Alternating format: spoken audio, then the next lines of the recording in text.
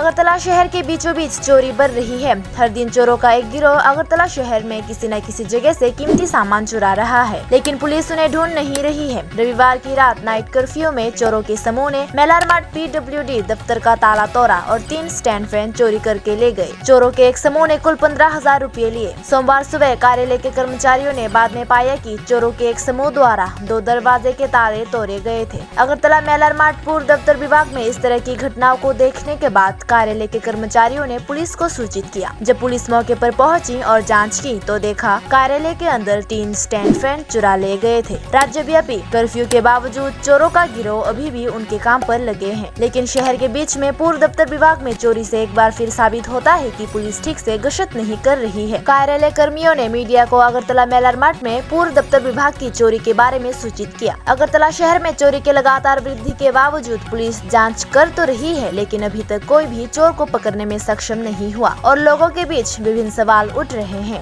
সকালে অফিসে আসি, তখন আসার পর আমরা দেখতে পাই আমাদের যে মেইন দরজা আছে দরজার তালাটা ভাঙা, পাশাপাশি আরেকটা সাব ডিভিশন আছে দুইটারই তালা ভাঙা। তারপরে আমরা এখানে পিএসএ খবর দিলাম, এখান থেকে একজন পুলিশ আসলেন, ওনাকে সঙ্গে নিয়ে আমরা ভেতরে ঢুকলাম। ভেতরে ঢোকার পর দেখি আমাদের আপাত দৃষ্টিতে যেটা দেখতে পাই আমাদের এখানে 3খানা পেডিস্টাল ফ্যান ছিল সামনের রুমটাতে, ওই 3টা ফ্যান নেই।